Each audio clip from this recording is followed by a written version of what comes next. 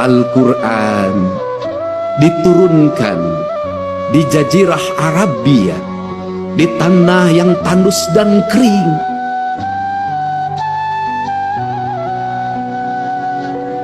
Di mana orang mengalami kesulitan untuk mendapatkan air. Kisah Nabi Ismail dengan Siti Hajar, bagaimana dia harus bolak-balik antar Safa dan Marwah untuk mendapatkan air.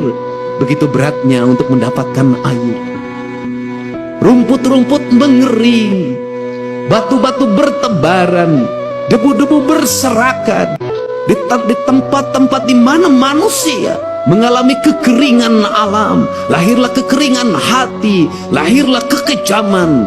Maka Allah menurunkan cahaya yang paling lembut hati, yang paling lembut hati. Siapa? Rasulullah Shallallahu Alaihi Wasallam. Lembut.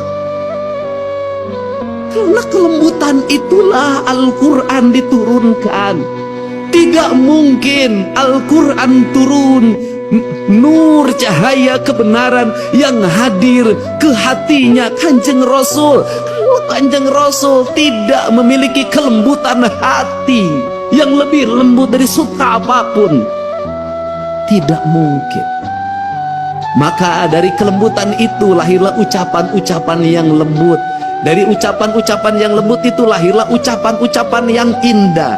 Dari ucapan-ucapan yang indah itu mempengaruhi pikiran manusia lewat telinganya, karena lahir gelombang elektromagnetik yang dipancarkan dalam kekuatan spiritualitas, di mana angin-angin yang keras, debu-debu yang bertebaran dikalahkan oleh gelombang Al-Quran yang mempengaruhi pikiran manusia. Maka Allah itu berbuat adil. Al-Quran diturunkan di tanah tandus itu. Tetapi Al-Quran yang dikirimkan di tanah tandus itu dibawa lewat pendekatan budaya, tanpa kekerasan, tanpa peperangan. Bercerita tentang kisah Ramayana, bercerita tentang kisah Mahabharata, bercerita tentang kisah Pandawa, ada dalam sosok Dharma Kusuma. Maka dicanangkanlah yang disebut dengan dua kalimat sabda. Dua kalimat sabda itu disebutnya layang zamus kalimus syada, yaitu yang diletakkan pada pikiran seorang pemimpin sebagai nilai ajaran. Nilai ajaran itu melahirkan Pandawa 5, yaitu Dharma Kusuma, Bima, Arjuna, Nakula, lan Sadewa. Lahirlah gerakan politik kebudayaan para wali, mengenalkan agama Islam lewat pendekatan kebudayaan. Lahir simbol-simbol silip, sindir, sindang, siloka, sasmita. Kenapa? Karena dia berhadapan dengan masyarakat Sunda, masyarakat Nusantara yang dia tidak terbiasa dengan bahasa kasar. Dia terbiasa dengan bahasa simbol, bahasa makna.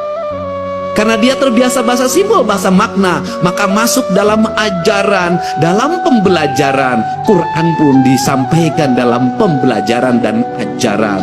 Kemudian rasa hormatnya ditinggikan. Quran diletakkan pada sebuah derajat yang sangat tinggi, diletakkan dalam lingkungan peradaban sederhana pedesaan. Lahirlah di kita. Apa keuntungan kita? Keuntungan kita lebih dari orang Arab.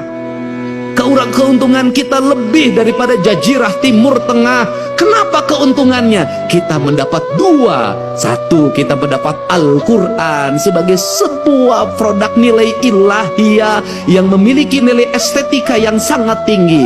Tetapi juga kita dilahirkan pada sebuah alam pasundan yang sangat indah. Ketika Quran bercerita tentang air yang jernih di surga, ketika Quran bercerita tentang hamparan gunung yang indah di surga, ketika Quran bercerita tentang buah-buahan yang nanti ada di surga, seluruh cerita-cerita itu sebenarnya adalah realita hidup yang kita dapati. Itulah Ciwidey, itulah Cipanas, itulah Pangalengan, itu realitas dunianya. Untuk itu, karena kita sudah diberi peradaban surga yang nanti akan kita sampai surga keabadian, maka pesan saya, kalau mencintai Al-Quran, rawatlah Cipanas sebagai simbol surga kesucian.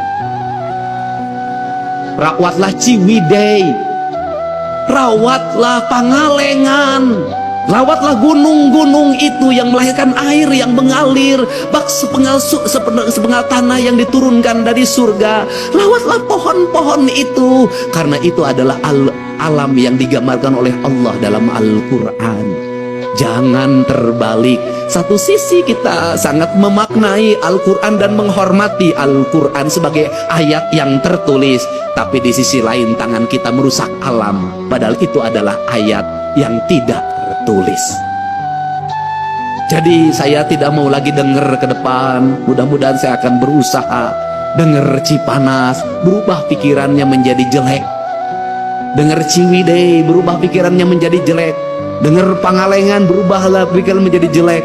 Saya ingin ketika mendengar itu, maka denyut nadi kita berkata, ya Allah, ku dapatkan surga di tanah Sunda. Suatu saat surga itu tetap akan terjaga sampai aku bertemu denganmu di alam surga keabadian.